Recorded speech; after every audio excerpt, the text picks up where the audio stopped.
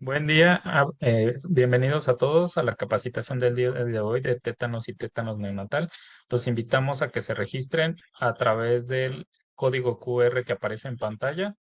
En un momento les compartimos el link por chat.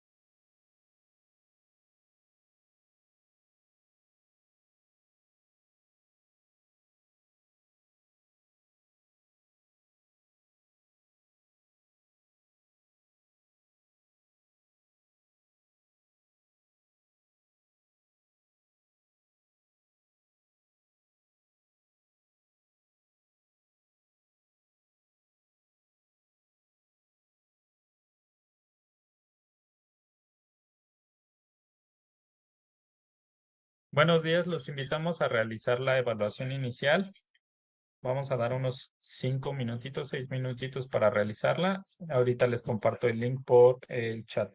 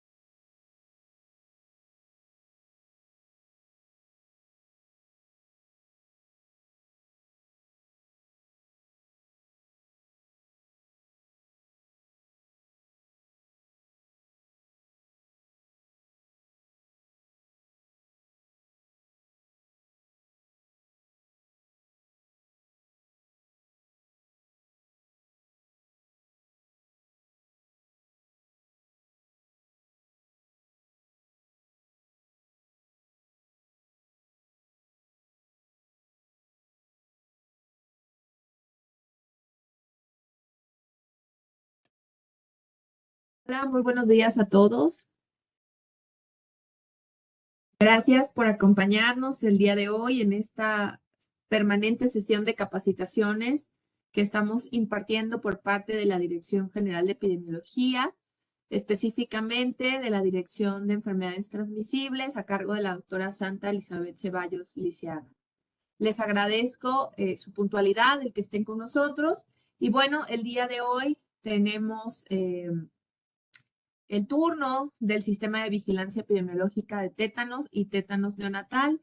Me presento con ustedes. Yo soy la doctora Luisa Sosa Lazo, soy jefa del Departamento de Enfermedades Prevenibles por Vacunación y tengo el gusto de presentarles a las personas que estarán el día de hoy con nosotros en esta primera parte de esta capacitación. La doctora Miriam Elizabeth Vallejo Patoni. La doctora es responsable del Sistema de Vigilancia Epidemiológica de Tétanos y tétanos neonatal. Y está también con nosotros el doctor Fred Huerta Moreno, nuestro residente de primer año de epidemiología. Muchas gracias a los dos por estar con nosotros. Y sin más, les doy la palabra para que iniciemos con esta capacitación. Muchas gracias. Adelante. Muchas gracias, doctora Luisa. Doctor Fred, te doy la palabra.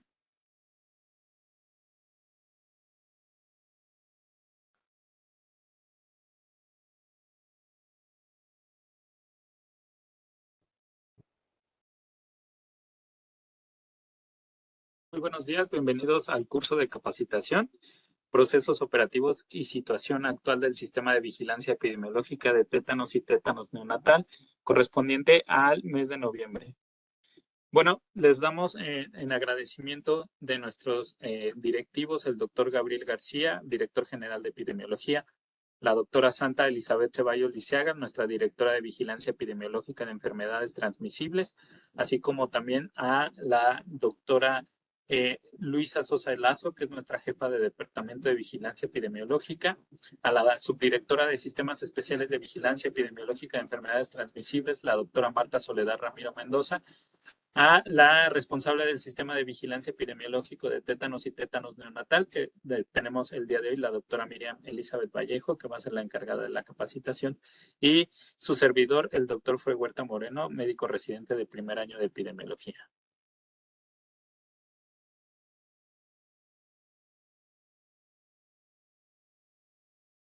Muy bien, entonces vamos a dar comienzo con las generalidades y el panorama regional y nacional de tétanos y tétanos neonatal. El examen. Sí. Ok. Hola, buenos días. ¿Sí?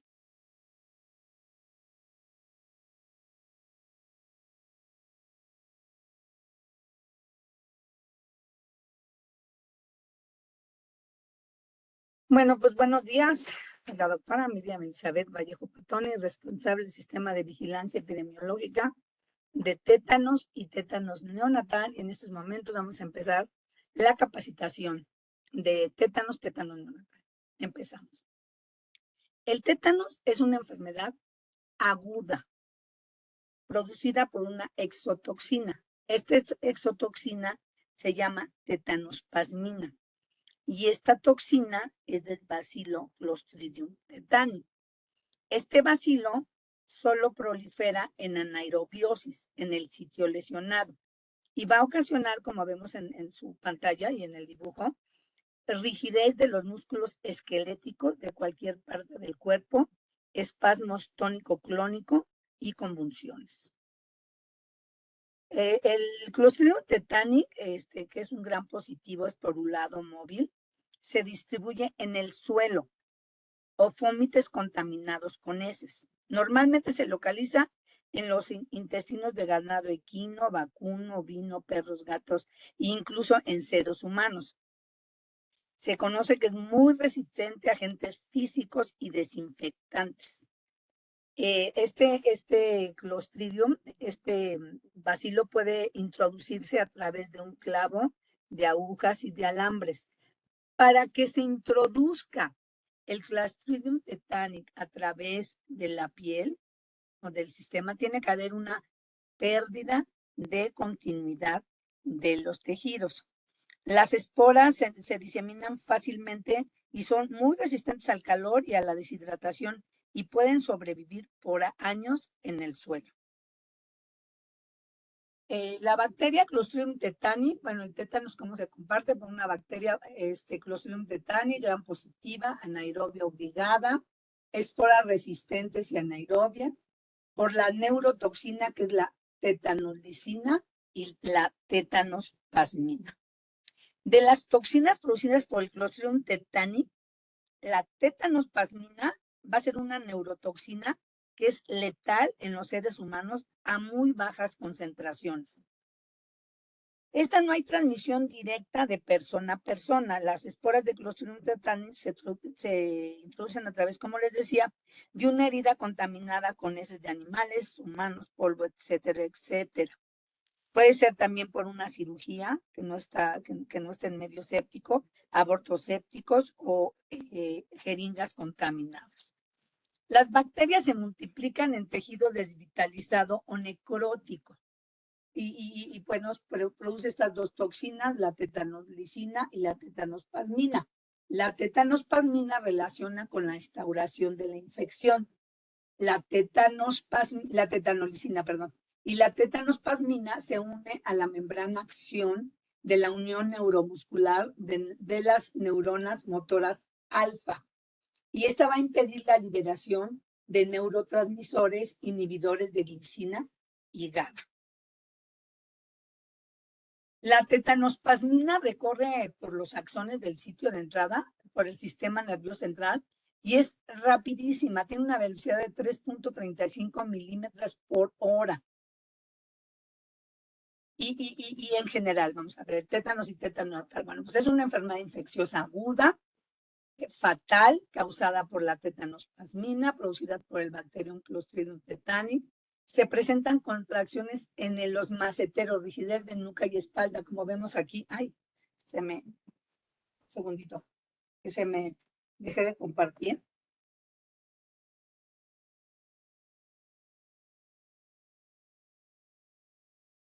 Listo, perdón, se presentan contracciones de maceteros, como vemos acá en su dibujo del lado derecho, y contracciones de rigidez de nuca y espalda. No sé si alcanzan a ver. Permítanos un segundo, estamos restableciendo la compartida de pantalla.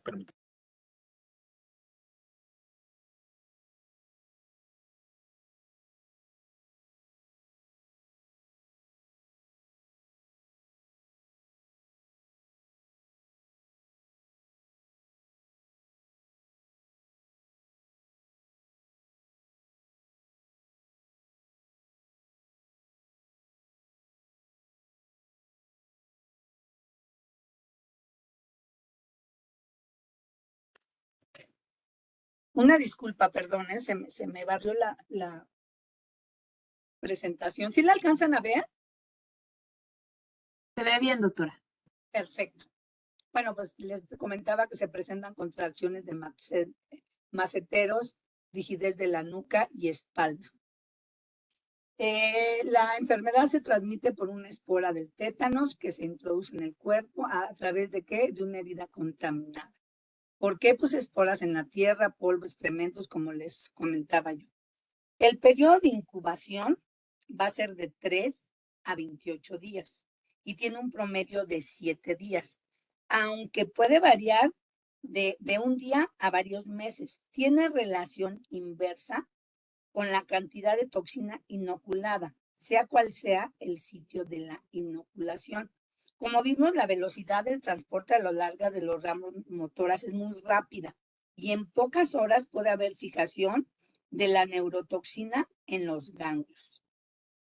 El diagnóstico es muy importante esto. El diagnóstico es clínico con antecedentes epidemiológicos.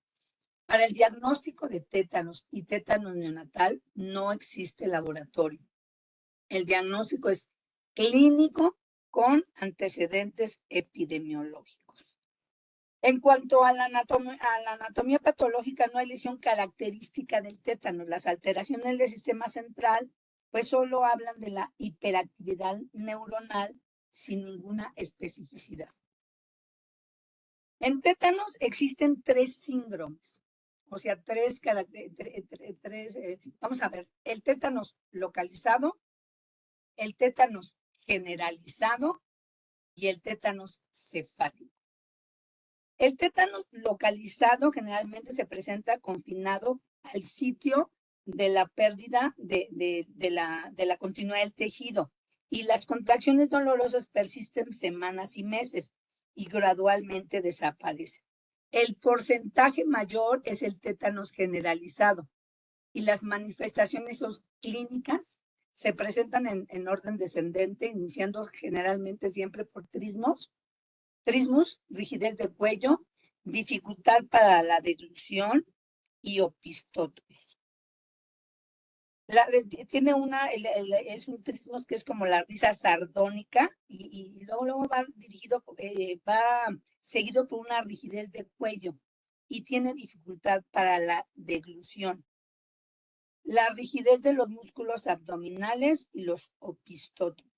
Y cuando los espasmos y contracturas son muy violentas y prolongadas, estas pueden producir fracturas, rupturas musculares o desgarres de ligamentos, que no son ni específicos ni constantes. Y el tercero sería, de estos tres síndromes clínicos, sería el cefálico. Se presenta posteriormente a una lesión en cabeza o cara, involucrando los nervios craneales el 2, el 4, el 7, el 9 y el 12, pudiendo progresar a un generalizado. Puede tener un tétano cefálico y puede irse a un tétanos generalizado, igual el localizado. Vamos a ver el tétanos neonatal. El tétanos neonatal, el periodo de incubación es corto, porque los síntomas ocurren en tan solo 3 días posteriores a la exposición. También en tétanos neonatal tenemos una clasificación.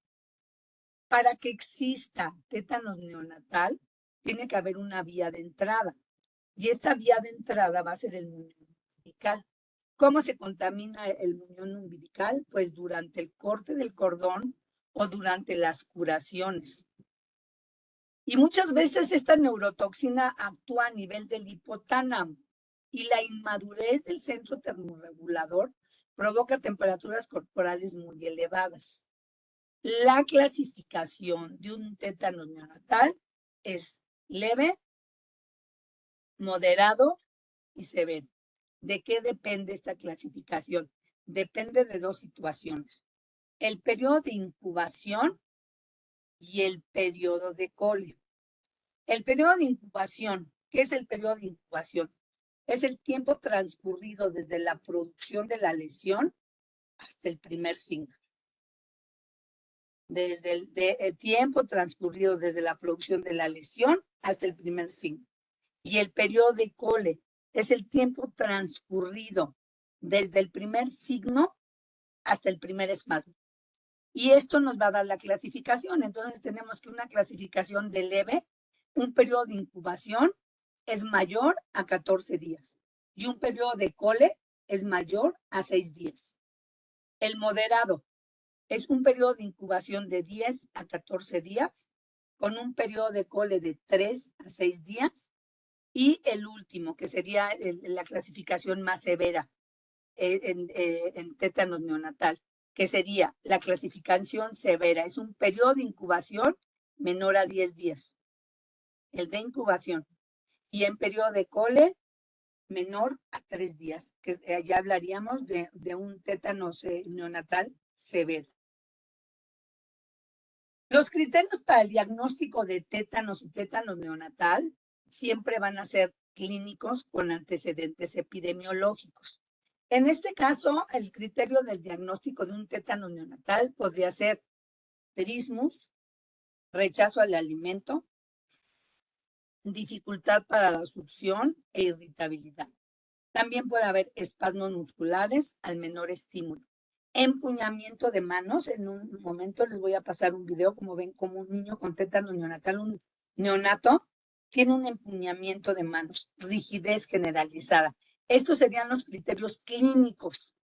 Y los epidemiológicos, pues antecedente vacunal incompleto, sin control prenatal, atención del parto por persona no capacitada y en el domicilio, corte del cordón umbilical con materia no estéril, residente de un municipio repetidor o en fase de ataque, esto es, que en un municipio ya haya existido un caso de tétano neonatal, cobertura de vacunación, de toxoide tetánico, toxoide diftérico TAP, cobertura de vacunación en mujeres en edad fértil del municipio o localidad por debajo del 90%. Estos dos criterios son los criterios para un diagnóstico clínico con antecedentes epidemiológicos. Ustedes deben de tener una reunión de expertos para la dictaminación de un caso de tétanos neonatal, ya sea en el SEBA o en el COJUVE, depende de dónde sea este caso, si es jurisdicción o si es estatal. Y entonces ahí se tiene que dictaminar, porque solamente los criterios son clínicos epidemiológicos y no existe laboratorio, ni en tétanos neonatal. Este es el video que les comento. Voy a tratar de correrlo a ver si lo ven. Un empuñamiento de manos y al menor estímulo.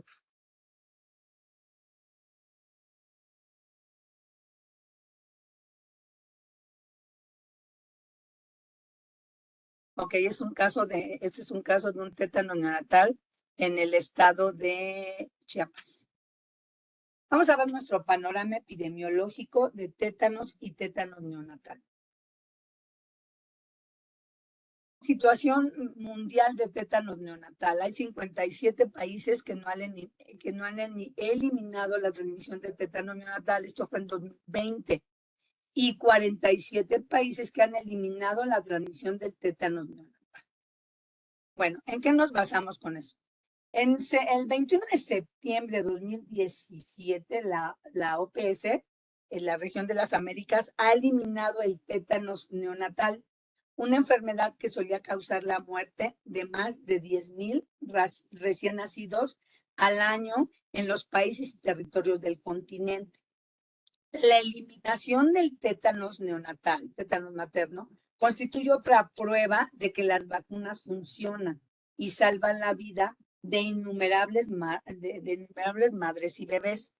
Vamos a seguir protegiendo a las personas de nuestra región e invirtiendo en programas nacionales de vacunación que sean fuertes y capaces de vacunar a todas las personas y de detectar con rapidez las enfermedades que son prevenibles mediante vacunación. A diferencia de otras enfermedades prevenibles, mediante la vacunación, el tétanos se considera eliminado porque cuando la tasa anual es mejor de un caso por 1,000 nacidos vivos registrados a nivel distrital.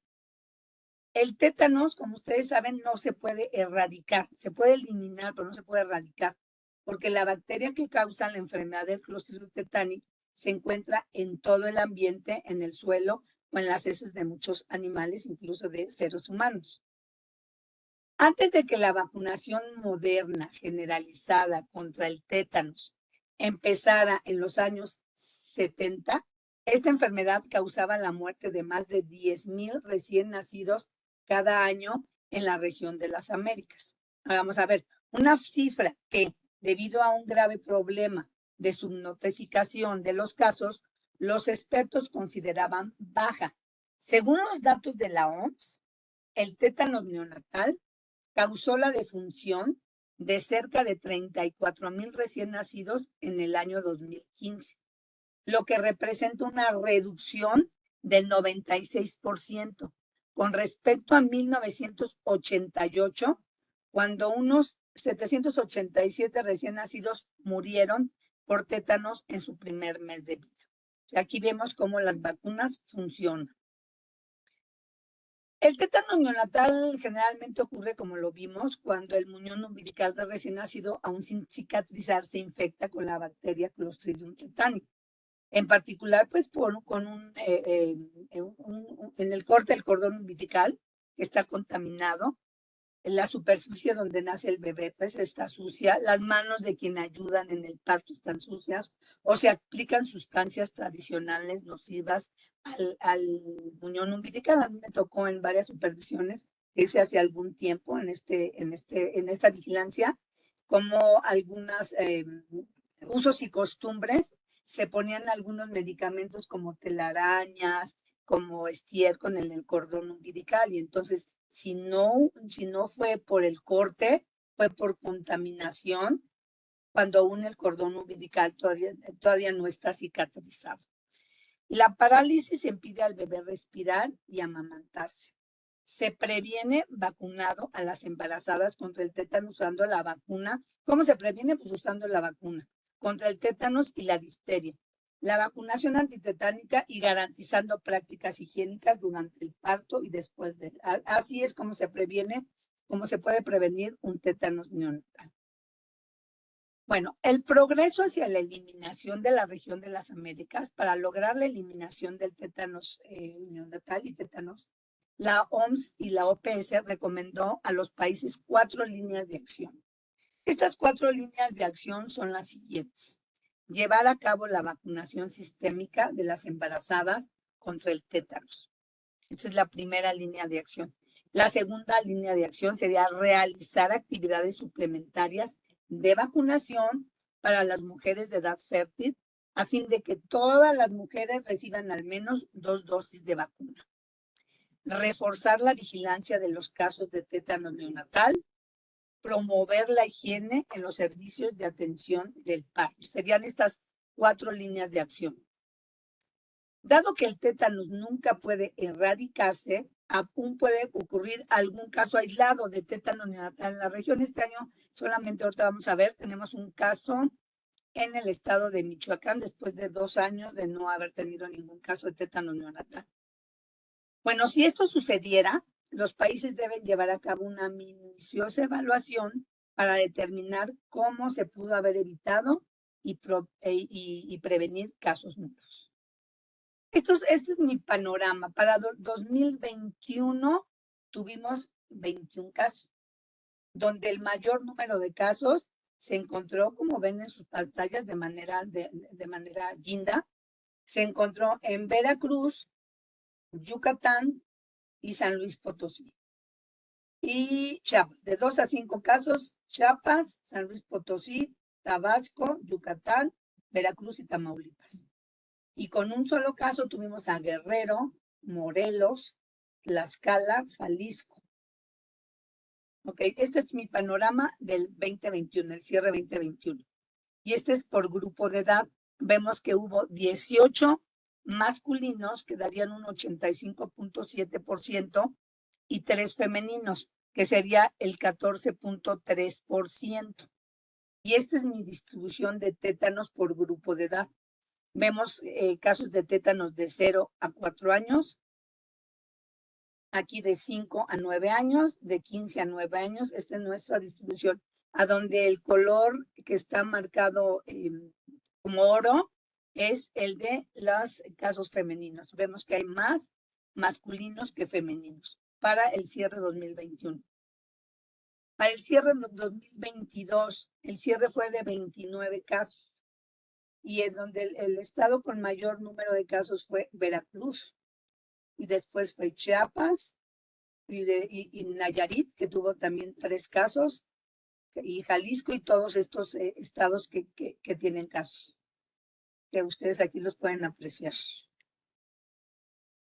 Y este porcentaje de casos del cierre 2022, vemos que el 82 vuelve a ser mayor el número de los casos masculinos. El 82% son masculinos y el 17% femeninos. Esto es que 24 casos fueron masculinos y 5 casos fueron femeninos, y esto es por grupo de edad.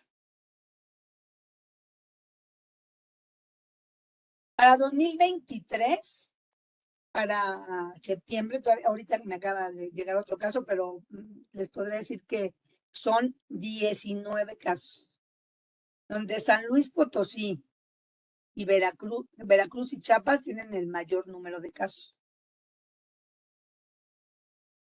Y ahorita vamos a ver por grupo de edad. Aquí están mis 19 casos, donde 13 son masculinos, 6 son femeninos, sería el 64.4% masculino y el 31.5% femeninos. Y aquí está mi gráfica por grupo de edad.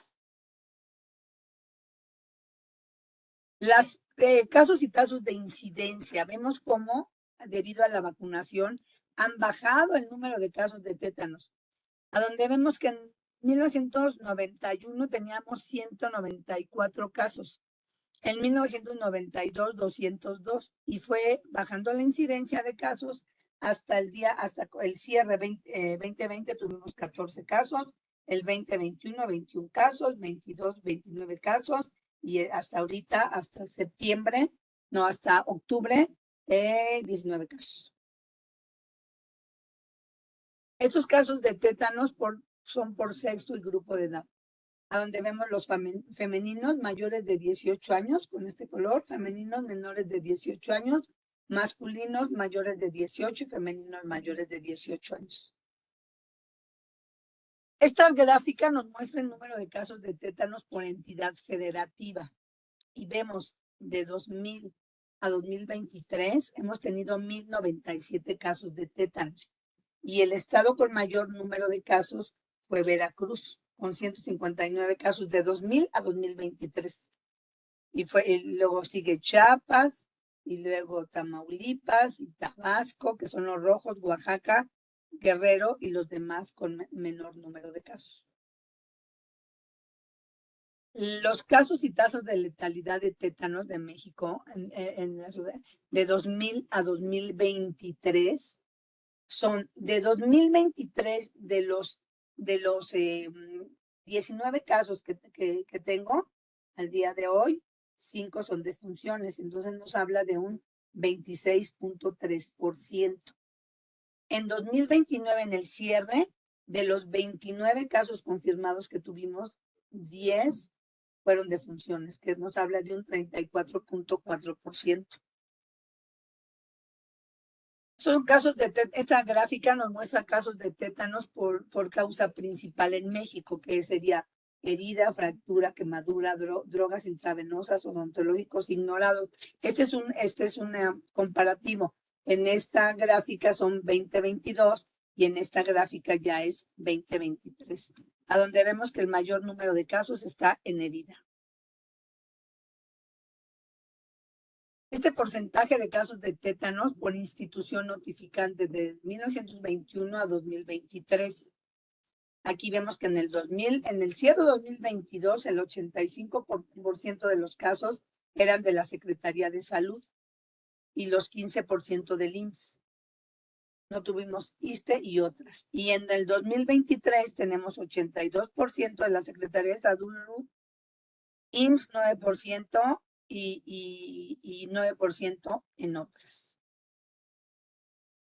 Esta es mi gráfica de los casos de tétanos neonatal en México, de 1990 a 23, como por el tema de la vacunación han disminuido. Vemos que en 1990 teníamos 145 casos de tétanos neonatal, luego 146, 137 y fueron bajando, hasta 21 y 22 no tuvimos casos. Tuvimos en 19, en 20, 21, 22 no tuvimos casos y en 20, 23.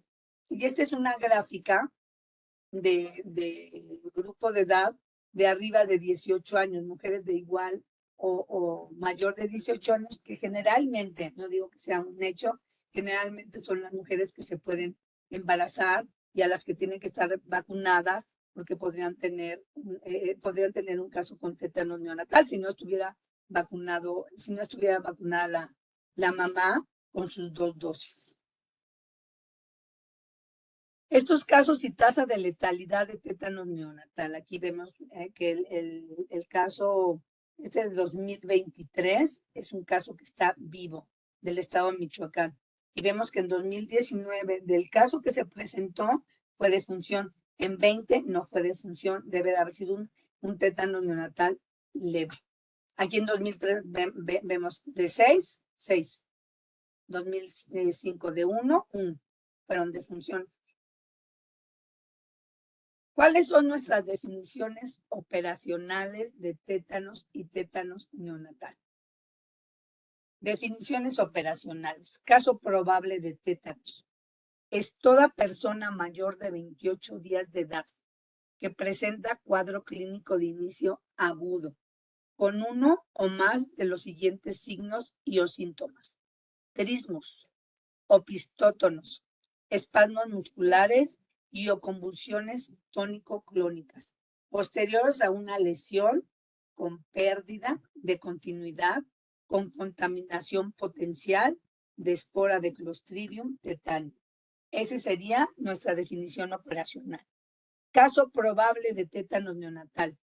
Todo recién nacido que lloró al nacer, comió, y durante los primeros días de vida, o sea, durante los primeros días de vida lloró, nació, comió durante los primeros días de vida. Y entre el tercero y el 28 días posteriores al nacimiento, presenta uno o más de los siguientes signos: trismus, espasmos musculares y o convulsiones.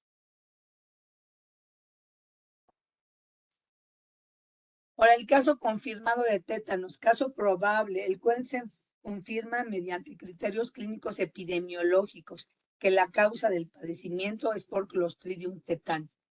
Caso confirmado de tétanos neonatal, esta definición va a ser cambiada, ya que el INDRE no corre las muestras de ningún caso, ni de la mamá del caso de tétanos neonatal, ni tétanos, ni de ninguno, ¿no? Es criterio clínico epidemiológico.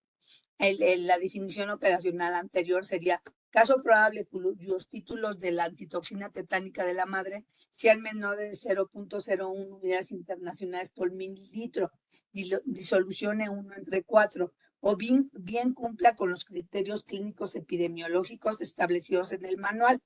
Esta va a ser la definición operacional. Caso descartado, todo caso probable en el cual no se identifiquen criterios clínicos epidemiológicos. Esto del laboratorio va a ser eliminado, pero todavía no sabe el nuevo manual de procedimientos estandarizados de enfermedades prevenibles por vacunación en el tema de tétanos, pero en cuanto salga, esto se va a eliminar. ¿Por qué el laboratorio ya no lo confirma? No confirma, o sea, no se confirma el diagnóstico por laboratorio. Bueno, la confirmación del diagnóstico mediante estudios de laboratorio es difícil. Es posible intentar aislar los microorganismos sembrando material del muñón umbilical en un medio de cultivo adecuado. En la mayoría de los casos no se aíslan microorganismos del sitio de la infección. No existe ninguna anomalía específica característica del tétanos que pueda observarse en el laboratorio. La dosis letal al 50% de la tetanospasmina es de 2.5 nanogramos por kilogramo de peso. La cantidad total de esta toxina capaz de producir la muerte no es ni siquiera inmunógena. Independientemente de la inmadurez de adultos convalecientes, pueden no tener anticuerpos contra la toxina tetánica. El agente causal del Clostridium tetani es ubicuo en el suelo de gran parte del mundo, en particular de las zonas endémicas. Solo se ha aislado el 30% de las muestras umbilicales estudiados. Existen confirmaciones de tétanos en adultos infectados o tétanos infectados con antecedentes de vacunación. Vamos a ver los indicadores para la vigilancia epidemiológica de tétanos y tétanos neonatal. Aquí vamos a ver que los indicadores de evaluación nos permiten identificar áreas de oportunidad para mejorar el desempeño del sistema de vigilancia epidemiológica. Estos deben ser evaluados como de forma mensual. Y si fuera de manera extraordinaria, cuando así se requiriera de acuerdo a la situación epidemiológica, pero generalmente son de manera mensual. ¿Cuáles son nuestros indicadores? Vamos a tener 4 indicadores, también aquí va a haber cambio. Es notificación oportuna, estudio oportuno, clasificación oportuna, y casos probables de tétano neonatal con muestra serológica de la madre, que este indicador se tendría que quitar. En la notificación oportuna, ¿cómo se construyen casos probables notificados en las primeras 24 horas posteriores a su detención sobre el total de casos notificados por 100? El valor mínimo es mayor o igual a 80%. Estudio oportuno y casos probables de tétanos con estudio oportuno en las primeras 48 horas posteriores a su detección sobre el total de casos notificados por 100, igual el valor mínimo es el mismo. En clasificación oportuna, casos probables de tétano neonatal con clasificación final dentro de los 15 días posteriores a su detección sobre el total de casos probables de tétano neonatal. Aquí vamos a cambiar y van a ser 30 días por sus reuniones del COJUVE y del CEBE. Por 100, mayor o igual a 80%. Y aquí en casos probables de tétano neonatal con muestra serológica de la madre, pues aquí no va a aplicar, porque sería casos probables de tétano neonatal con muestra serológica de la madre sobre el total de casos probables de tétano neonatal. Este es el estudio epidemiológico, este es mi estudio epidemiológico. Tengo, donde ustedes me mandan todo, me mandan ustedes el estudio epidemiológico y la base de datos. Siempre les pido también, aparte de la base de datos, que ustedes por favor me envíen el estudio de caso. Estudio de caso de tétano neonatal, y estas son los indicadores, cómo se hace. De la fecha de notificación. En la notificación oportuna, ¿cuáles son los que cumplen oportunamente? De la fecha de notificación del Estado a la fecha de notificación a la Dirección General de Epidemiología, no debe haber más de 24 horas. O sea, sería fecha de notificación nacional menos la fecha del Estado, menos de 24 horas. Estudio oportuno. La fecha de estudio epidemiológico, el estudio oportuno son 48 horas. Entonces, de la fecha del estudio epidemiológico a la fecha de notificación a la DGE, no deben de pasar más de 48 horas. Fecha de notificación nacional a la DGE, menos la fecha de estudio epidemiológico, menos de 48 horas. La clasificación oportuna, como les decía, fecha de notificación a la DGE en un caso de tétano neonatal y fecha de clasificación dentro de los primeros 15 días, mientras todavía no se cambie. Y el laboratorio, que sería casos probables de tétano neonatal con muestra serológica de la madre entre el total de casos de tétano neonatal. Este indicador se va a cambiar, ya que el INDRE no corre las muestras del laboratorio de tétanos, de la madre de tétano neonatal. ¿Cuáles son las acciones a nivel técnico-administrativo para tétano neonatal?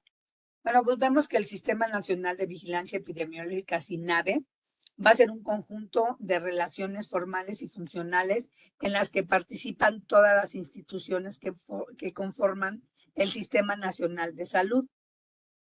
Mediante el SINAVE se realiza la recolección y evaluación y difusión de la información epidemiológica sobre las condiciones de salud y la población y sus determinantes. ¿Cuál va a ser el objetivo? Mejorar la cobertura y calidad de la información para la vigilancia epidemiológica. Vemos que aquí tenemos una pirámide donde está el nivel local con 37.441 unidades médicas, nivel jurisdiccional con 237 escenarios, nivel estatal, que serían 32 epidemiólogos estatales y 31 LES, aunque creo que ya son 32 LES, nivel federal, y que donde está la vigilancia epidemiológica, que es vigilancia convencional, sistema especial, 2 sistemas de mortalidad, sistema de análisis, 2 proyectos de estudio poblacional y un sistema de notificación inmediata. La vigilancia en laboratorio está en el nivel estatal, marco analítico, 27 padecimientos, vigilancia basada en eventos y Centro Nacional de Enlace. La vigilancia epidemiológica va a tener 157 enfermedades de notificación obligatoria. Y dentro de estas están las no transmisibles y las transmisibles. Las EPB, que serían parálisis flácida aguda, poliomielitis, F, sarampión, rubiola, exantemática y congénica, difteria, tosferina, tétanos y tétanos neonatal, infecciones invasivas por hemófilos influenza, meningitis bacteriana. ¿Cuáles son los métodos de procedimiento? Notificación inmediata, registro nominal, toma de muestra, estudio de caso, valoración neurológica, seguimiento, clasificación final y acciones de control. Este es nuestro flujo de información. La unidad de salud. La unidad de salud identifica y notifica los casos a la jurisdicción. El epidemiólogo jurisdiccional recibe, verifica y valida el análisis de la información y lo notifica a nivel estatal. Epidemiología estatal recibe, verifica, valida y analiza la información y la notifica al programa a nivel federal. Y el Estado, la DGR, recibe, verifica, valida y analiza la información y la notifica. Aquí tenemos el nivel jurisdiccional, otras fuentes que serán los hospitales. Aquí, primer nivel de atención, jurisdicción, servicios estadísticos de epidemiología, servicio estadístico de epidemiología y nivel central. Funciones de vigilancia epidemiológica, a nivel local, nivel jurisdiccional, nivel estatal, nivel nacional. Las acciones de los diferentes niveles técnicos es detección y notificación inmediata, estudio de caso en las primeras 48 horas, toma y proceso de muestra, análisis de epidemiología y emisión de recomendaciones, difusión de la información. Estas son nuestras acciones de control, ahorita las vamos a desglosar. Tenemos un manual de procedimientos estandarizados para la vigilancia epidemiológica de enfermedades prevenibles por vacunación. Este fue actualizado en 2018. El marco legal del SINAVE pues sería la Secretaría de Salud, la Dirección General de Epidemiología y Comité Nacional para la Vigilancia Epidemiológica. Funciones a nivel local. Vamos a desglosarla. Todo esto está en su manual de procedimientos estandarizados para la vigilancia epidemiológica de enfermedades prevenibles por vacunación. Aquí yo lo traté de resumir. Funciones a nivel local. Detección y atención de casos probables de tétanos y tétanos neonatal. Notificación, notificar la totalidad de los casos probables a través del informe semanal de casos nuevos. Notificar de manera inmediata a nivel superior en las primeras 24 horas. Participación con el nivel nacional para el estudio retrospectivo de caso. Realizar el estudio epidemiológico de caso en las primeras 48 horas. En caso de defunción de tétanos neonatal y tétanos, el personal de la unidad médica deberá obtener copia del expediente clínico. Notificar la ocurrencia de defunción a nivel inmediato superior dentro de las primeras 24 horas.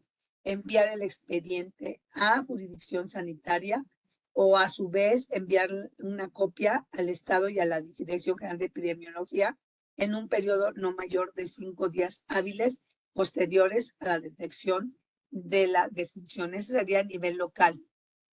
Nivel jurisdiccional. Verificar y validar la información enviada por las unidades de salud. Notificar inmediatamente los casos probables o defunciones por los servicios de salud. Revisión del llenado correcto de los formatos y evaluación de caso. Dar seguimiento a todos los casos de tétanos y tétanos neonatal. Recopilación del expediente clínico del caso. Concentrar semanalmente la información del componente información semanal de caso. Notificación inmediata si hubiera brotes. Dictaminar todas las defunciones en el COJUVE no mayor de 10 días hábiles posteriores a la detección de la defunción. Evaluar mensualmente el desempeño de los indicadores de evaluación y asegurar el cumplimiento. Son mensuales los indicadores. A nivel estatal, concentrar y verificar y validar la información enviada por las jurisdicciones, notificar inmediatamente los casos probables a la Dirección General de Epidemiología, evaluar la calidad de la información. Aquí tenemos que evaluar siempre la calidad de nuestra información, realizar las supervisiones y asesorías a las áreas operativas para verificar el cumplimiento de los procedimientos de vigilancia epidemiológica. Supervisar, asesorar y apoyar en la realización de los estudios de caso y de funciones. Notificar inmediata de brotes al nivel inmediato superior. Participar en las capacitaciones y adiestramiento del personal. En los procesos de vigilancia epidemiológica y vigilancia hospitalaria. Dictaminar todas las defunciones en el CEBE no mayor de 10 días posteriores y envío a toda la información a la DGE. Evaluar mensualmente el desempeño de los indicadores de evaluación y asegurar el cumplimiento. Y por último, nivel nacional. Normar y actualizar los procedimientos de vigilancia epidemiológica. Verificar y validar la información enviada por los estados. Coordinar la capacitación y asesorar al personal en salud en materia de vigilancia epidemiológica. Recibir, concentrar, analizar y difundir la información epidemiológica nacional del panorama epidemiológico. Fortalecer la coordinación con el INDRE con el fin de obtener resultados de forma oportuna. Supervisar, asesorar y evaluar el sistema de vigilancia epidemiológica. Fortalecer la coordinación interinstitucional con CENSIA. Evaluar el impacto de acciones de control y evaluar mensualmente el desempeño de los indicadores de evaluación y asegurar el cumplimiento de los mismos. Por último, vamos a ver recomendaciones para la mejora de la notificación de tétanos y tétano neonatal. Bueno, pues mis consideraciones se debe cumplir con los lineamientos de vigilancia epidemiológica de tétanos y tétano neonatal establecidos en la normatividad vigente. México cuenta con un sistema de vigilancia epidemiológica de tétanos, tétano neonatal que proporciona informidad de calidad, que orienta la acción de prevención y control para mantener el cumplimiento de la meta internacional de eliminación. La información generada sustenta la toma de decisiones en pro de la salud de la población mexicana. Y es necesario implementar estrategias que nos van a permitir fortalecer las oportunidades de la detección y diagnóstico de un caso de tétanos y tétano neonatal. Identificar estrategias para el mejora de la vigilancia. Bueno, se deben verificar las coberturas de vacunación para mujeres en edad fértil, establecer canales de comunicación efectivo entre los 3 niveles para llevar a cabo los programas de vacunación en áreas rurales, fortalecer el sistema de información en tiempo real, capacitación de las parteras no adiestradas a nivel local con la supervisión de los diferentes niveles y dar un adecuado seguimiento a la evolución de los casos. Y por mi parte es todo. Les agradezco mucho su participación. Un segundo, por favor.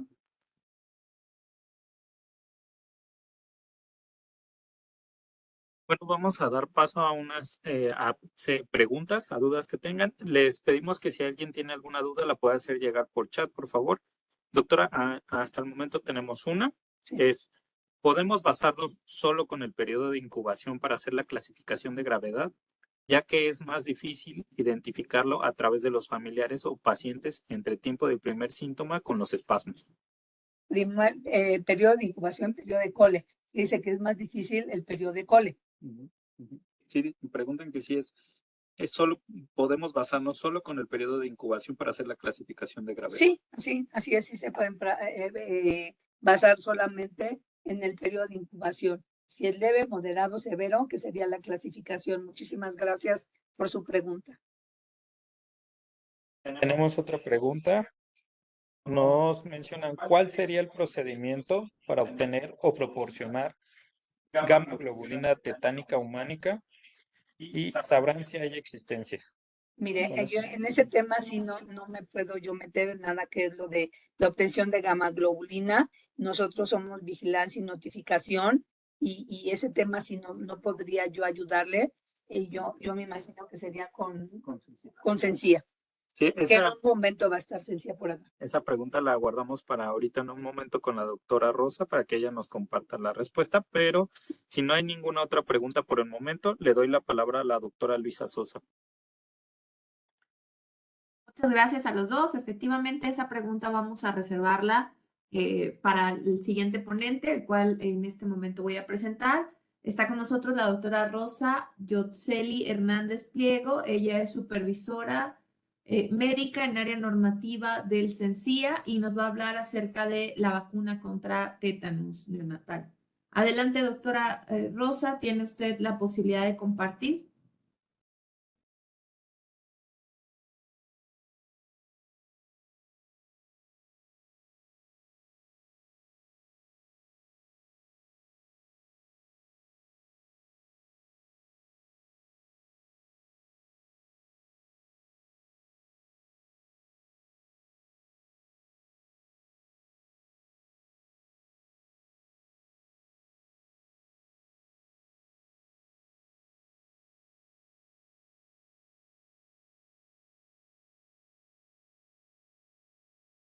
Hola, muy buenos días, tardes ya a todos.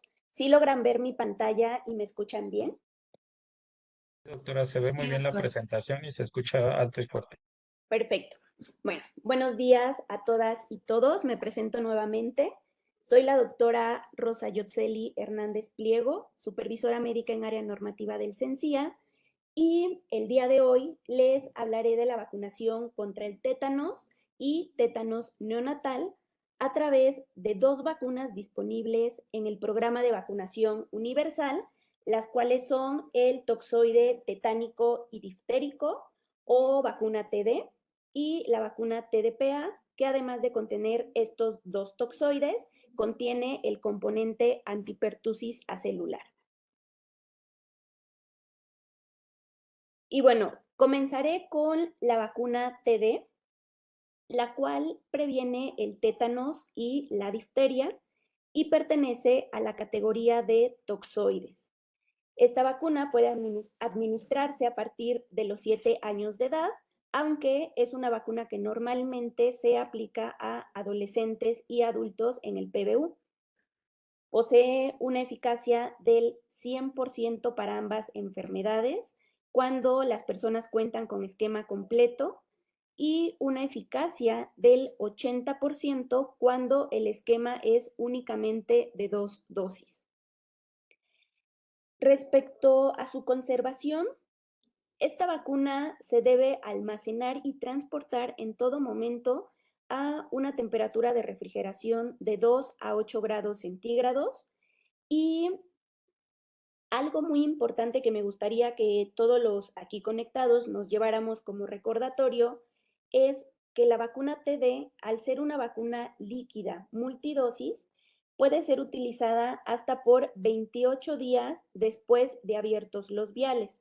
Por lo que si en una actividad, ya sea intramuros o extramuros, se abre un vial y únicamente aplicamos 1 o 2 dosis, tenemos hasta 28 días para ir utilizando el resto de las dosis, siempre y cuando, claro, el o los viales se hayan almacenado y transportado a la temperatura normada, se hayan manipulado con adecuadas prácticas asépticas y mientras la fecha de caducidad del vial nos lo permita. Por lo que pues es de vital importancia etiquetar cada frasco que abrimos con la fecha y hora de apertura, lo cual nos va a permitir optimizar las dosis de cada vial y sobre todo asegurar que las dosis que estamos aplicando son seguras.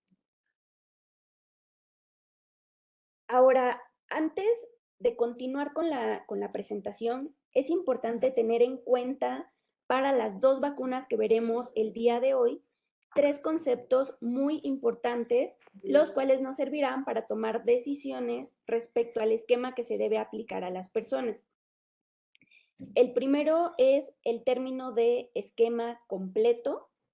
¿Y a qué nos referimos con esquema completo? Bueno, se considera que una persona tiene esquema completo de TD cuando cuenta con 4 dosis de vacuna hexavalente acelular aplicadas durante la infancia, a los 2, 4, 6 y 18 meses, más una dosis de la vacuna DPT aplicada a los 4 años, es decir, cuando cuentan con 5 dosis en total de vacunas que contengan ambos toxoides, o bien cuando las personas cuenten con 3 dosis de la vacuna TD con intervalos de 0, 1 y 12 meses aplicadas a partir de los 7 años de edad, cuando pues no hayan podido iniciar o completar este esquema en la infancia.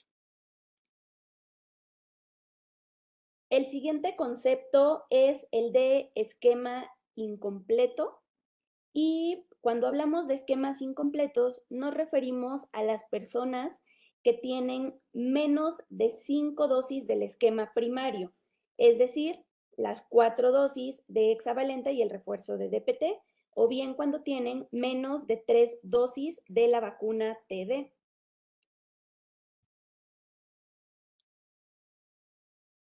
Y finalmente nos referimos a un esquema no documentado cuando no se cuenta con un registro de dosis aplicadas en las personas, ya sea en la cartilla de vacunación o bien en los registros físicos o electrónicos en las unidades de salud.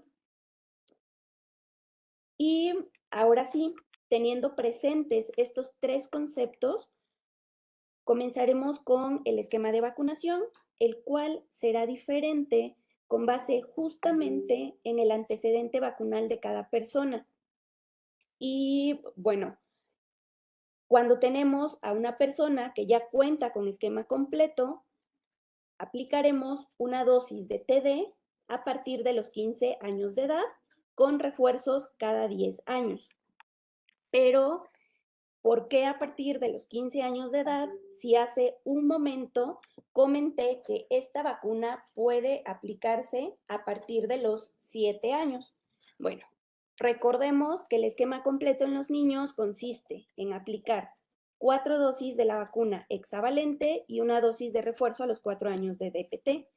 Entonces, si consideramos que los refuerzos deben ser cada 10 años, entonces el refuerzo a estos niños con esquema completo les corresponde 10 años después de haber recibido su última dosis de DPT, por lo que el esquema ideal y que encontrarán tanto en los lineamientos del PBU, así como en el manual de vacunación vigente, es justamente a partir de los 15 años. Y bueno, el siguiente grupo son las personas con esquema incompleto, a las cuales se les debe completar su serie primaria de vacunación con TD, la cual recordemos que para el caso de adolescentes y adultos es de 3 dosis con intervalo de 0, 1 y 12 meses. Por lo que si tenemos a una persona que tiene únicamente 2 de las 3 dosis, por ejemplo, lo que procede en este caso es aplicar una sola dosis en el momento que captamos a la persona, ya que únicamente le falta una dosis para completar su serie primaria. Otro ejemplo podría ser una persona que únicamente tiene una de las 3 dosis del esquema y en este caso tenemos que aplicar las 2 dosis restantes, por lo que en este caso aplicaremos una dosis en el momento que captamos a la persona y la dosis restante al mes de que aplicamos la primera. Es decir, siempre respetando los intervalos entre cada vacuna, que es de 0, 1 y 12 meses. Ahora, finalmente tenemos a las personas que o no tienen documentado su esquema o bien no están vacunados. Para este grupo tenemos que aplicar el esquema completo, es decir, 3 dosis de vacuna TD con este mismo intervalo de 0, 1 y 12 meses. Y bueno, recordemos que la dosis es la misma para cualquiera de los escenarios que vamos a ver ahorita y a continuación, y será de 0.5 mililitros vía intramuscular en la región deltoidea del brazo izquierdo. Y también comentar que en todos los casos la dosis de refuerzo con TD se aplica cada 10 años. Ahora bien, el esquema de vacunación con TD cambia un poco cuando se trata de personas en periodo de gestación, a las cuales también dividiremos en los mismos escenarios que los adolescentes y adultos. Es decir, si tenemos a una persona embarazada con esquema completo, aplicaremos una dosis, pero en este caso de vacuna TDPA, a partir de la semana gestacional número 20, procurando que la vacunación sea entre la semana 27 y la semana 36. Ahora, para las personas embarazadas con esquema incompleto, lo que haremos es aplicar una dosis de TDPA a partir de la semana 20 de edad gestacional y completar el esquema con TD de acuerdo con las dosis faltantes. Es decir, si tenemos, por ejemplo, a una persona que captamos durante el embarazo, después de la semana 20 de edad gestacional, y que solo tiene antecedente de una dosis de TD, en este caso lo que corresponde es completar esquema con 2 dosis, pero debemos aplicar TDPA a partir de la semana 20 y al mes aplicar TD para de esta forma completar el esquema primario de sus 3 dosis. Y otro ejemplo sería cuando captamos a una embarazada que tiene ya 2 dosis de TD, es decir, solo le falta una dosis para completar su esquema primario, por lo que en este caso procederemos a completarlo con una dosis de TDPA después de la semana 20 de edad gestacional. Y finalmente, a las personas embarazadas con esquema no documentado o bien que no tengan un esquema de vacunación, en estos casos debemos aplicar el esquema de 3 dosis. Sin embargo, al tratarse de una persona en periodo de gestación, tendríamos que aplicar una dosis de TDPA después de la semana 20 de gestación y aquí puede haber diferentes variantes del esquema. Por ejemplo, una persona captada en la semana 30 de gestación, aplicaríamos entonces la primera dosis de TDPA en la semana 30, que es cuando la estamos captando. Al mes aplicaríamos la segunda dosis de TD y al año nuevamente TD para, pues de esta forma, completar su esquema de 3 dosis.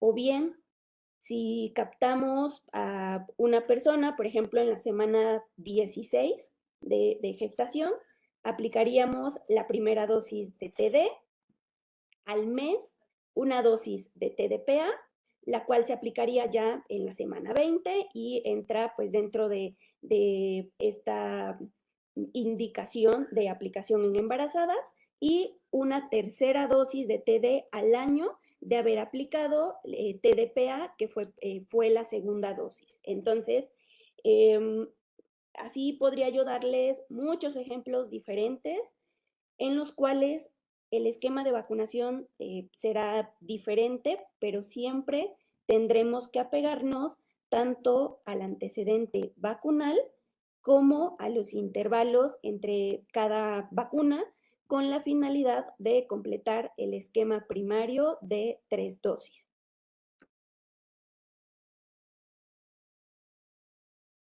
Ahora, en caso de heridas, tenemos que diferenciar, además del esquema vacunal previo, el tipo de herida, ya sea una herida limpia o leve o bien una herida potencialmente contaminada, la cual podría ser contaminada ya sea con tierra, heces, saliva, pueden ser heridas necróticas, heridas punzocortantes, abulsiones, heridas por proyectil, aplastamientos, quemaduras o congelación. Son algunos tipos de heridas que entran dentro de este grupo. Entonces, teniendo claro esto, partimos de nuevo con los escenarios principales, por lo que si tenemos a una persona con esquema completo previo y una herida limpia, vacunaremos con TD únicamente en caso de que tenga 10 o más años desde el último refuerzo de TD o TDPA, recordando que pues este es el periodo entre una vacuna y su refuerzo cada 10 años. Pero si esta misma persona con esquema completo presenta una herida potencialmente contaminada, el tiempo se reduce y consideraríamos un periodo de 5 años o más para poder aplicar una dosis de TD. O sea, no nos tendríamos que esperar hasta los 10 años para aplicar este refuerzo. Una vez que tengan 5 o más años, podríamos aplicar la vacuna TD. Aquí nótese que en ambos casos no se recomienda la administración de inmunoglobulina antitetánica. Sin embargo, esta indicación pues siempre va a estar a expensas de la indicación del médico tratante.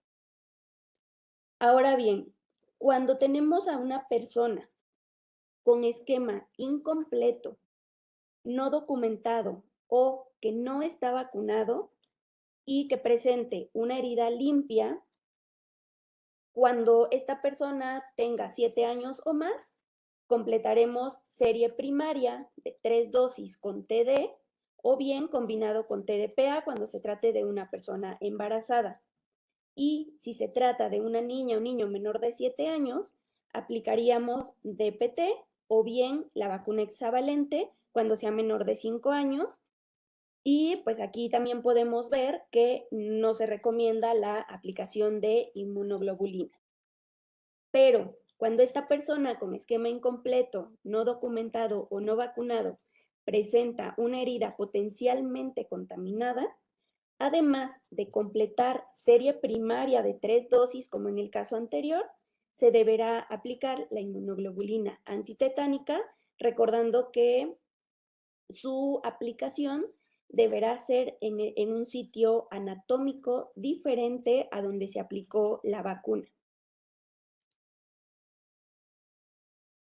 Y bueno, pasando a las contraindicaciones del toxoide tetánico y difterico, tenemos a la reacción alérgica grave a una dosis previa con TD o bien a cualquier componente de la vacuna. Tenemos también a los menores de 7 años y el antecedente de reacción tipo Arctus con una dosis previa de vacuna que contenga toxoide difterico o tetánico, que recordemos, esta reacción tipo Arctus puede presentarse cuando una persona recibe con intervalos muy cortos esta vacuna y se trata justamente de una reacción de hipersensibilidad por exceso de antígenos, lo cual da pie a la formación de complejos inmunes, por lo que si tenemos este caso, este antecedente en una persona, debemos diferir la vacunación por lo menos 10 años a partir de la última dosis. Y bueno, ya para finalizar con esta vacuna, es de mencionar que los eventos adversos más comunes son los de tipo local en el sitio de aplicación, los cuales normalmente desaparecen en 48 horas. Otros eventos adversos como fiebre, cefalea o cansancio también se presentan de forma frecuente. Y existen también algunos eventos adversos poco comunes, pero importantes de mencionar y tener en cuenta, como fiebre igual o mayor a 38.8 grados centígrados, malestar general, mialgias, estornudos, inflamación en el sitio de la aplicación, la cual puede extenderse ya sea hasta el hombro o hasta el codo. También tenemos a la reacción de hipersensibilidad tipo Arctus que comentábamos hace un momento, la neuritis del plexo braquial limitada a extremidades superiores y también la anafilaxia. Todos estos, como ya comenté, son muy poco frecuentes y justamente su frecuencia e intensidad aumentan con la edad, el número de dosis administradas y con la concentración de los toxoides, por lo que están relacionados con el nivel de anticuerpos presentes en sangre antes de la vacunación. Y bueno, ahora continuamos con la vacuna TDPA, la cual se aplica a embarazadas y en México en el año 2012 se introduce con el fin de brindar protección específica a los neonatos susceptibles antes del inicio del esquema de vacunación habitual, es decir, antes de que empecemos a vacunar como tal directamente a los niños. Esta vacuna, además de contener los toxoides tetánico y diftérico, tiene el componente antipertusis acelular y esta vacuna se presenta ya sea en frascos o jeringas prellenadas, por lo que la vacuna que salga a campo y se mantenga cerrada podrá regresar al refrigerador y utilizarse posteriormente en otra jornada laboral, siempre y cuando se hayan mantenido la temperatura de 2 a 8 grados centígrados y se haya manipulado con adecuadas prácticas asépticas y pues siempre y cuando la caducidad también nos lo permita. Esta vacuna tiene una eficacia mayor al 85% para la prevención de cuadros típicos de tosferina y una eficacia cercana al 100% para tétanos y difteria. Y bueno, el esquema de vacunación sigue los mismos criterios que el esquema de vacuna TD para embarazadas, es decir, para personas embarazadas con esquema completo, aplicaremos una dosis de TDPA a partir de la semana 20 de edad gestacional y aunque esta vacuna puede aplicarse en cualquier momento del embarazo, entre las semanas 27 y 36 de gestación es cuando se maximiza la respuesta de los anticuerpos de la madre y también existe una óptima transferencia pasiva de anticuerpos al feto, por lo que de forma ideal debe aplicarse entre estas semanas, entre la semana 27 y 36 de edad gestacional. Ahora, para el caso de las personas embarazadas con esquema incompleto, igual que con TD, se deberá completar el esquema primario a 3 dosis, aplicando una dosis de TDPA a partir de la semana 20 de edad gestacional. Y finalmente, para el caso de las personas embarazadas con esquema no documentado y las no vacunadas, deberán recibir el esquema primario a 3 dosis con la aplicación de TDPA después de esta misma semana, de la semana 20 de edad gestacional, siguiendo los mismos principios que con el esquema de vacunación con TD que vimos anteriormente.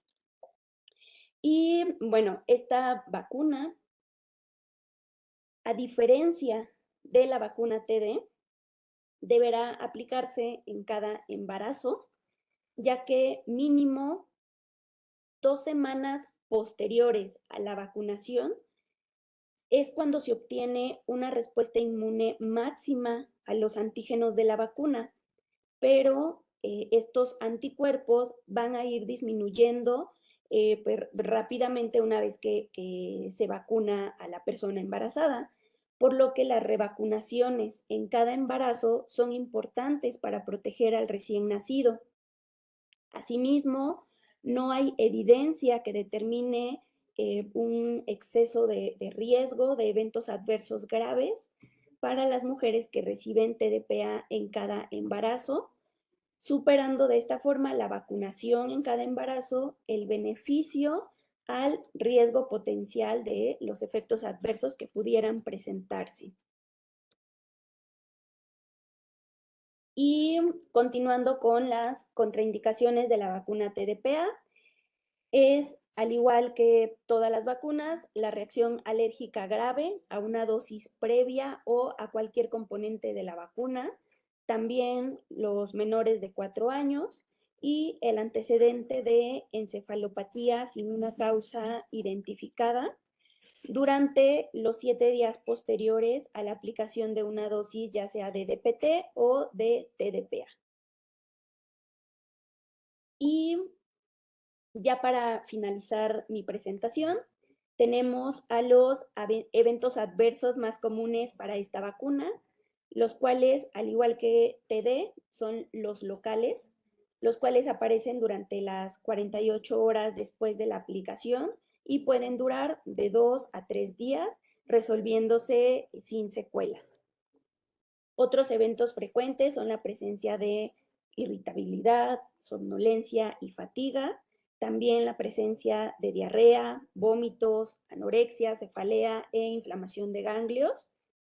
Y algunos eventos poco frecuentes son la reacción de hipersensibilidad tipo Artus, así como la inflamación extensa de la extremidad vacunada.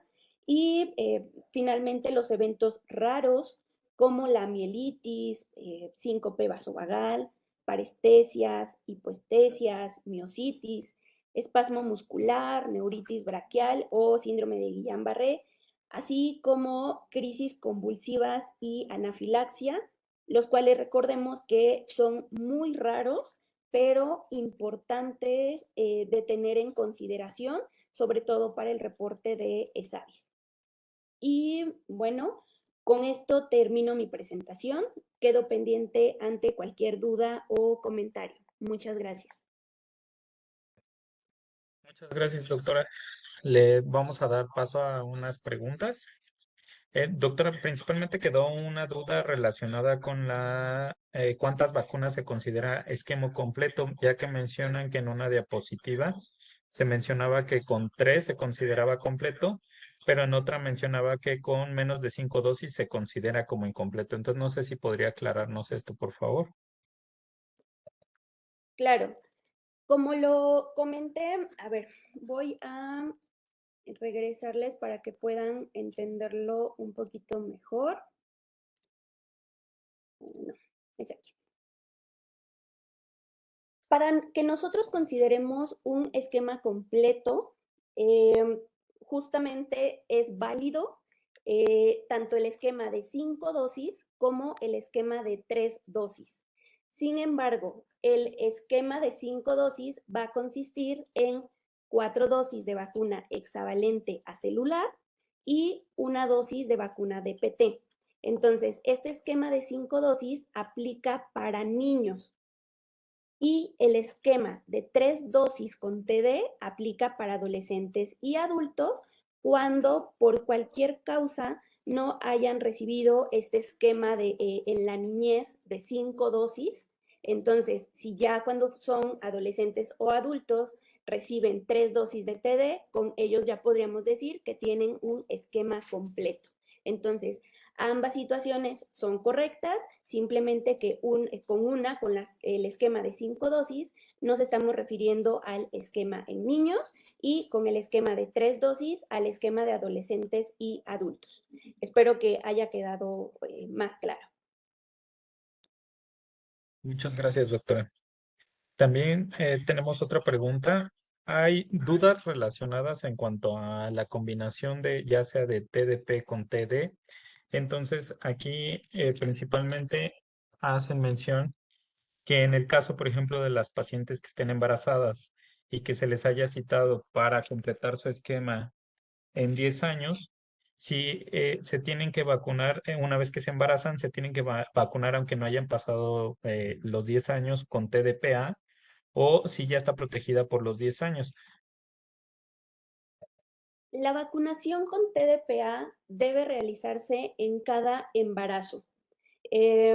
No importa que sean embarazos, que durante toda la vida de una persona tenga 3, 4, 5 embarazos, se debe aplicar una vacuna de TDPA, una dosis en cada embarazo. Este intervalo de 10 años aplica cuando estamos hablando de la vacuna TD. Es decir, si nosotros, voy a poner un ejemplo común, si nosotros tenemos a una persona embarazada que recibió hace 2 años TD y su siguiente cita para el refuerzo era justo en 10 años, nosotros la estamos captando únicamente 2 años después de haber recibido TD. Sin embargo, lo que tenemos que hacer en estos casos es aplicar la dosis correspondiente al embarazo de TDPA y una vez que aplicamos TDPA, ahora sí, puede empezar a correr estos 10 años para que apliquemos nuestro refuerzo con TD, pero si antes de estos 10 años llegara esta misma mujer a presentar otro embarazo, tendríamos que aplicar nuevamente una dosis de TDPA.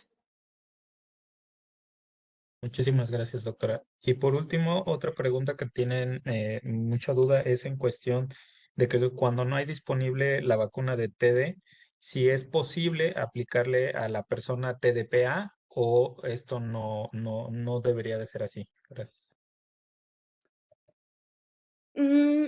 Hablando de si es posible o no es posible, sí es posible. Sin embargo, recordemos que las dosis disponibles en el PBU se calculan con base en las poblaciones a las que va dirigida la vacuna.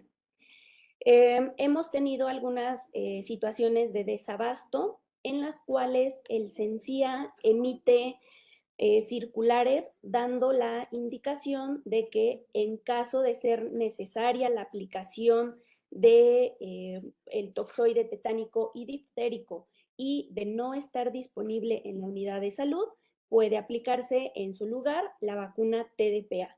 Sin embargo, esto se ha dado solo en situaciones extraordinarias cuando se tiene un desabasto de TD, por lo que no debería realizarse de forma rutinaria. ¿Por qué? Si nosotros empezamos a aplicar TDPA de forma rutinaria en lugar de TD, nos vamos a quedar en desabasto con esta vacuna TDPA y entonces vamos a dejar desprotegidas a las personas embarazadas. ¿Sí? Entonces sí se puede utilizar, pero siempre que haya una indicación desde el nivel federal derivado de algún evento extraordinario como el desabasto de la vacuna.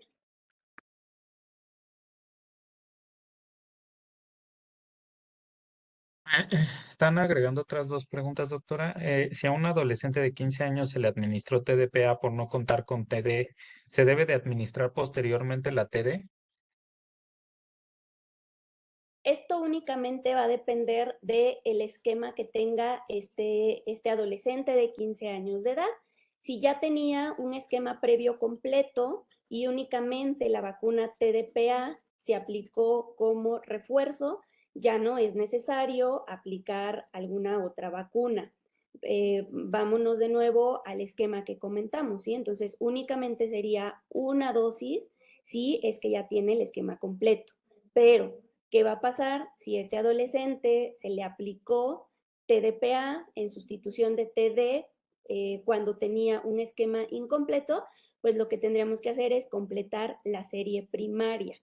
En este caso, si TDPA fue la segunda dosis que recibió el adolescente, al año tendremos que aplicar TD, pero si TDPA fue la tercera dosis para completar el esquema, entonces ya no tendremos que aplicar ninguna. Lo mismo pasa cuando, si en este caso el adolescente tenía un esquema no documentado, lo que tenemos que hacer es completar su esquema. O sea, siempre irnos justo a el antecedente vacunal. Muchísimas gracias, doctora. Por cuestiones de tiempo, vamos a continuar. Vamos a, vamos a pasar al apartado de los acuerdos de la capacitación.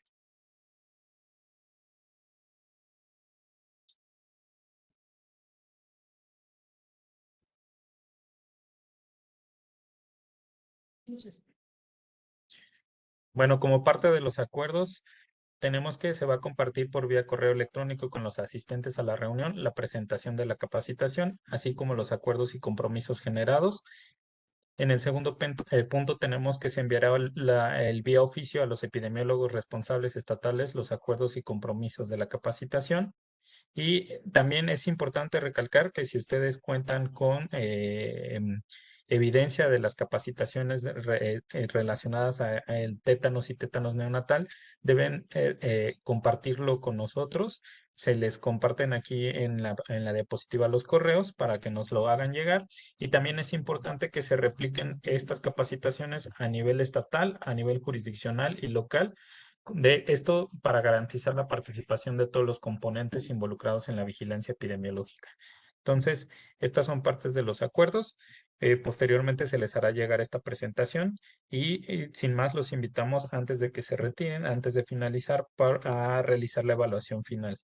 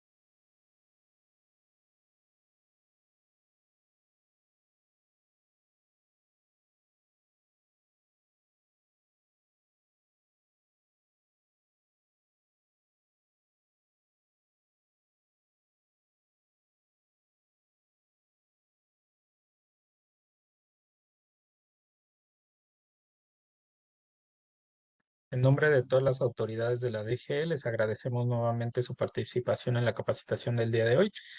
Hemos compartido a través del chat el link para la evaluación final. No olviden realizarlo antes de irse. Muchísimas gracias. Que tengan buen día.